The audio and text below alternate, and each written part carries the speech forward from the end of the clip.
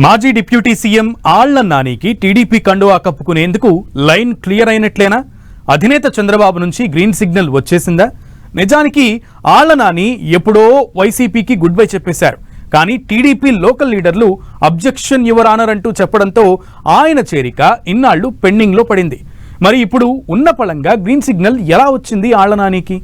Cadre calm down అయిందా, లేదంటే బుజ్జగింపులు సక్సెస్ అయ్యాయా?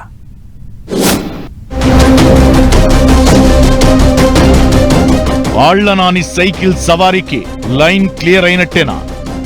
అబ్జెక్షన్ చెప్పిన క్యాడర్ కామ్ డౌన్ అయ్యిందా? ఆళ్ల నాని చేరిక ముహూర్తం ఎప్పుడు? వైసీపీ పవర్ పోయినప్పటి నుంచి ఆ పార్టీకి చెందిన చాలా మంది నేతలు జంపింగ్ చేసేందుకు రెడీగా ఉన్నారు. కానీ టీడీపీ ఎవరిని పడితే వారిని తీసుకోవడం లేదు. వైసీపీ అధికారంలో ఉన్నప్పుడు టీడీపీని టార్గెట్ చేసిన వారిని పార్టీ కండువా కూడా టచ్ చేయనీయడం లేదు. జోగి రమేష్ లాంటి నేతలు వస్తానంటున్నా వద్దంటున్నారు.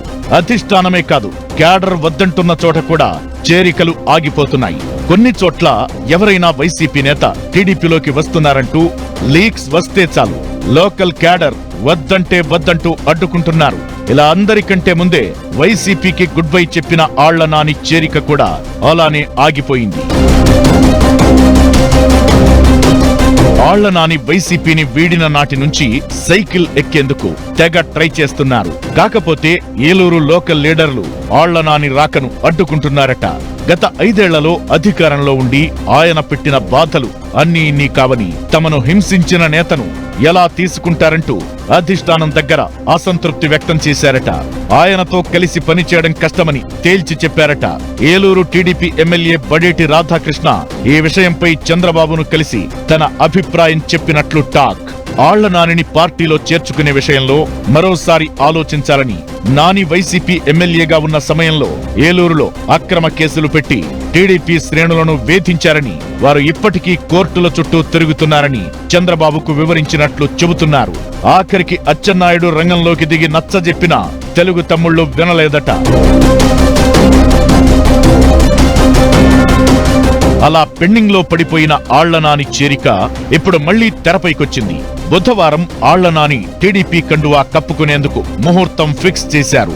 ఇన్నాళ్లు ఆళ్ల నాని చేరికను పరోక్షంగా అడ్డుకున్న స్థానిక ఎమ్మెల్యే బడేటి చంటి కూడా దీనిపై క్లారిటీ కూడా ఇచ్చారు.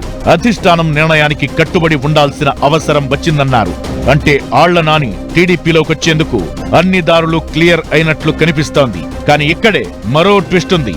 అధిష్టానం గ్రీన్ సిగ్నల్ ఇచ్చినా, స్థానిక ఎమ్మెల్యే ఓకే చెప్పినా క్యాడర్ మాత్రం అదే అసంతృప్తితో రగిలిపోతోంది. దీంతో ఆళ్ల నాని చేరిక సజావుగా ఉంటుందో ఉండదో అనే బిగ్ డిబేట్ పార్టీలో మొదలైంది. గతంలో మంత్రిగా ఉన్న సమయంలో ఆళ్ల నాని టీడీపీ కార్యకర్తల ఇళ్లను సైతం కూలగొట్టించిన ఘటనలు ఉన్నాయని, ఆయన పార్టీలోకి రావడం వల్ల కొత్తగా ఒరిగే ప్రయోజనమేమీ లేదని, ఈ విషయంపై పునరాలోచన చేయాలని టీడీపీ అధిష్టానానికి స్థానిక క్యాడర్ రిక్వెస్ట్ చేస్తోంది.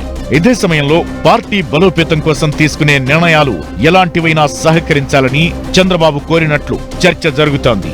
ఇప్పుడు చంద్రబాబు ఆదేశాలతో లోకల్ క్యాడర్ కామ్ గా ఉన్న ఫ్యూచర్ లో ఆళ్ల నానికి ఎలా సహకరిస్తారన్నది బిగ్ డౌట్ గా కనిపిస్తోంది.